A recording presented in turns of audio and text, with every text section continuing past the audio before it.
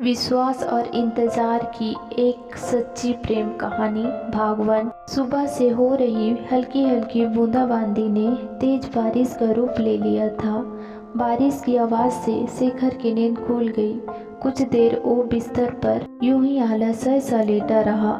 थोड़ी देर बाद उठा। उसने किचन में जाकर कॉफ़ी बनाई और कॉफ़ी का मग लेकर बाहर बालकनी में आ गया। वो बालकनी में बैठकर दूर पहाड़ियों पर उतरे बादल को देख रहा था।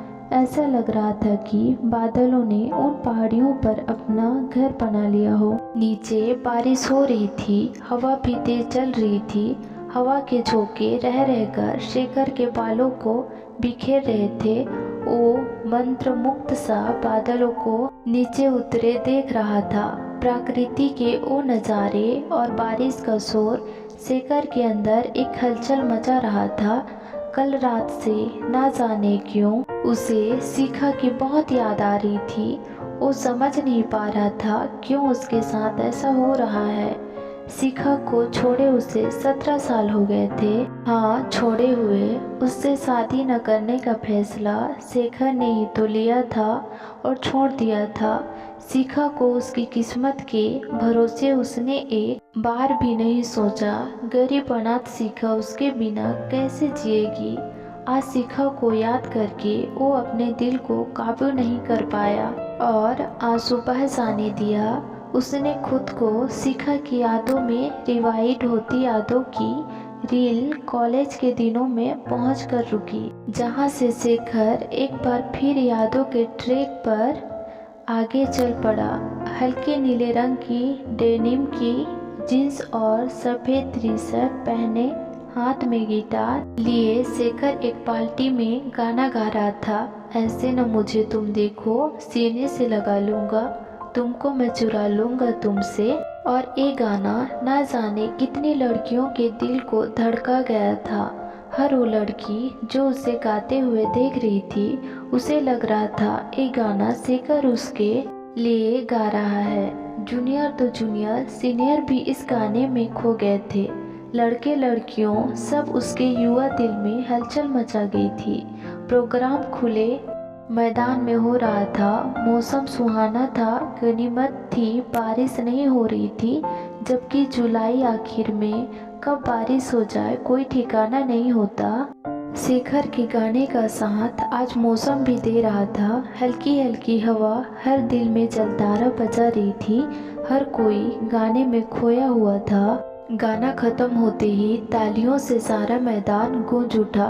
लड़के जहां सीटी बजा रहे थे, वहीं लड़कियां वंस मोर का शोर मचा रही थी। एक बार फिर शेखर ने माइक संभाला और गिटार हाथ में लेकर फिर से उसी गाना की रंग छेड़ दी। हर किसी की नज़र शेखर पर थी, लेकिन शेखर की नज़रें उस लड़की पर टिकी थी जो देख तो उसी को रही थी, लेकिन कहीं खोई हुई थी। वो बहुत ही साधारण सा सूट पहनी थी, कमर तक लंबी चोटी उसने बाएं कंधे पर आगे की ओर डाल रखी थी। रंग गोरा था, लेकिन चेहरा साधारण सा था। वो किसी सोच में डूबी थी। शेखर एकटक उसी को देख रहा था। एक आकर्षण सा था उसकी आंखों में, जिसमें शेखर गाना गाते गाते खो गया था। पार्टी खत्म होते होते 7 बज गए। अब हर किसी को घर जाने की जल्दी थी। आसमान पर बादल भी छाने लगे। शिखा सीने में बैग चिपकाए घर की ओर चल दी। कुछ दूर बढ़ते ही बारिश तेज हो गई। शिखा बारिश से बचने के लिए सोच ही रही थी कि तभी शेखर की गाड़ी एकदम उसके पास आकर रुकी। आइए, मैं आपको आपके घर तक छोड़ दूंगा। नहीं नहीं, मैं चली जाऊंगी, आप परेशान ना होइए। शिखा की बोलते हुए जवाब लड़खड़ा गई थी। जिस बंदे से कॉलेज की सारी लड़कियां बात करने के लिए हर कोई मरते हैं, वो ही बंदा उसे उसके घर छोड़ने का ऑफर दे रहा था। लेकिन शिखा उसके साथ बैठने में हिचकिचा रही थी। आप घबरा क्यों रही है? भीग गई तो बिना वजह बीमार पड़ जाएगी। मैं सही सलामत आपको आपके घर छोड़ दूंगा। शिखा को समझ नहीं आ रहा था कि वो क्या करे। बारिश तेज हो रही थी। शिखा के पास कोई चारा नहीं था। शेखर के साथ गाड़ी में बैठने के अलावा रास्ते में शेखर ने उसका इंटरव्यू ले डाला। शिखा ने बताया कि वो अनाथ है, कोई नहीं है उसका। ये सुनकर शेखर को दुख हुआ। उसने मन ही मन ठान लिया कि वो शिखा का सहारा बनेगा, एक दोस्त की तरह। लेकिन दोस्ती धीरे धीरे प्यार में बदल गई। शिखा की जिंदगी में शेखर का आना उसको एक अलग ही दुनिया में ले गया, जहाँ जाकर वो सब कुछ भूल गई कि वो एक गरीब और अनाथ है, अनाथालय में पली बड़ी है। भूल गई कि शेखर एक अमीर घर का लड़का है। शेखर आकाश है तो वो धरती, और सबसे बड़ी बात वो ये भूल गई कि आकाश और धरती का मिलन कभी नहीं होता। हाँ, वास्तविक तो यही है कि वो कभी मिल नहीं सकते। शिखा के लिए शेखर पूरी दुनिया था, लेकिन शेखर के लिए शिखा के अलावा भी एक दुनिया थी। उसका परिवार शेखर जानता था, उसके घर वाले शिखा को कभी स्वीकार नहीं करेंगे। फिर भी उसे अपनी किस्मत पर भरोसा था। भरोसा इस बात का कि वो अपने मम्मी पापा का एकलौता बेटा है, इसलिए वो अपने प्यार को अपना बनाने के लिए उसको तैयार कर लेगा। लेकिन किस्मत ने शेखर का साथ नहीं दिया। उसके पापा दोनों की शादी करने को किसी भी तरह तैयार नहीं हुआ। उन्होंने साफ कह दिया कि अगर शिखा से शादी करनी है तो तुमको हम लोगों को छोड़ना पड़ेगा। अरे पापा, आप ये क्या कह रहे हैं? मैं न तो आप लोगों को छोड़ सकता हूँ और ना ही शिखा के बिना रह सकता हूँ। प्लीज़ पापा, आप एक बार शिखा से मिल लीजिए। शेखर के पापा उसकी मम्मी की तरफ मुड़े और दांत पीसते हुए बोले, शेखर की मम्मी, कह दो अपने लाडले से 2 दिन में फैसला करके मुझे बता दे कि वो दोनों में से किसको चुनेगा। और यह कहकर वो अपने कमरे चले गए। शेखर ने एक उम्मीद से अपनी मम्मी की तरफ देखा। उसकी मम्मी की झुकी हुई नजरें पापा की बात का समर्थन कर रही थी। शेखर की आंखों में आंसू आ गए, फूट फूट कर रो पड़ा। एक पल को वो भूल गया वो एक लड़का है और लड़कों को इस तरह रोना शोभा नहीं देता। उस दिन के बाद वो शिखा से नहीं मिला। वो स्वार्थी हो गया। जिन्होंने उसे जन्म दिया उसको वो कैसे छोड़ सकता था। उसने अपने मन को समझा लिया कि प्यार पाने का नाम नहीं बल्कि कुर्बानी का नाम है। शेखर ने शिखा को इस बारे में कुछ नहीं बताया। वो जानता था कि शेखर उसे बहुत प्यार करती है और इस तरह कुछ भी न बताकर वो शिखा के मन में अपने प्रति नफरत भर देना चाहता था। उसने सोचा था कि शिखा उससे प्यार करके उसके बिना नहीं रह पाएगी, लेकिन नफरत करके शायद वो उसे भूल जाए। शेखर शिखा को भुलाकर पापा की बताई किसी और लड़की से शादी करने को बिल्कुल तैयार नहीं था। उसने अपने पापा की जिद के आगे शिखा को छोड़ देना तो मंजूर कर लिया था, लेकिन उसने किसी और लड़की से शादी नहीं की। उसके लिए शिखा के प्यार को भूल पाना नामुमकिन था। वैसे भी किसी के लिए अपने प्यार को भूल पाना इतना आसान कहाँ होता है, वो भी पहला प्यार। और फिर शिखा उसका पहला ही नहीं आखिरी प्यार भी थी।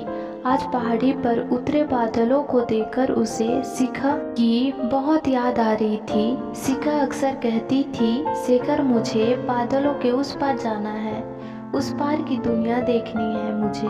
शिखा की ये बातें सुनकर शेखर मुस्कुरा देता और कहता, शिखा एक दिन मैं तुमको ऐसी दुनिया जरूर दिखाऊंगा। आज शेखर के सामने बादलों के पार की दुनिया थी, लेकिन उसको देखने वाली शिखा नहीं थी। उसके साथ वो आज खुद को अपराधी महसूस कर रहा था। शिखा के दूर होने के बाद उसने कभी शिखा का हाल लेने की कोशिश नहीं की। फिर आज उसे शिखा की याद क्यों आ रही थी। पूरे 17 साल हो गए थे। रह रहकर एक गाना उसे याद आ रहा था जिसे शिखा अक्सर गुनगुनाती थी। जब कोई बात बिगड़ जाए, जब कोई मुश्किल पड़ जाए, तुम देना साथ मेरा ओ हमनवा, न कोई है न कोई था जिंदगी में तुम्हारे सिवा, तुम देना साथ मेरा ओ हमनवा। यह गाना याद आते ही शेखर तड़प उठा। उसे शिखा की वो उम्मीदें याद आ गई जो ये गाना गाते समय उसकी आंखों में हुआ करती थी। वो शिखा की तरफ से जितना ध्यान हटाने की कोशिश करता, उतना ही शिखा का फूले चेहरा उसकी आंखों में आगे आ जाता। बारिश अब कुछ कम हो गई थी। नीचे चारों तरफ पानी ही पानी था। पानी शेखर की आंखों में भी था। आंख बंद करते ही 2 बूंदें उसके गालों पर लुढ़क गई। शेखर का दिल कह रहा था कि उसे एक बार शिखा से मिलना चाहिए, लेकिन कैसे और क्यों, वो भी इतने सालों बाद। शेखर ने इतने सालों में बस पैसा ही कमाया था, अंधाधुन पैसा। उसके पापा को भी तो बस पैसा ही चाहिए था। शेखर पैसा कमाने की मशीन बन गया। शेखर के मम्मी पापा ने बहुत चाहा कि वो शादी कर ले, लेकिन शादी न करने के फैसले पर अड़ गया। शेखर को शिखा की यादें जब बेचैन करने लगी तो उसने अपना फ़ोन निकाला। शिखा का नंबर उसके पास नहीं था। तभी उसे इंदु अनाथालय की याद आई। यही तो रहा करती थी शिखा। इंदु अनाथालय का नंबर तो उसे मिल गया, लेकिन उसके दिमाग में उधेड़-बुन थी कि क्या अनाथालय से उसे शिखा का नंबर मिल पाएगा। पता नहीं अब शिखा वहाँ रहती भी है या नहीं, लेकिन उसे ज़्यादा मेहनत नहीं करनी पड़ी। अनाथालय वालों ने शिखा का पता और फ़ोन नंबर बता दिया। शिखा का नंबर मिलते ही वो खुद को शिखा के करीब महसूस करने लगा, लेकिन उसका नंबर मिलाने में शेखर के हाथ काँप रहे थे। दिल की धड़कनें तेज हो गई।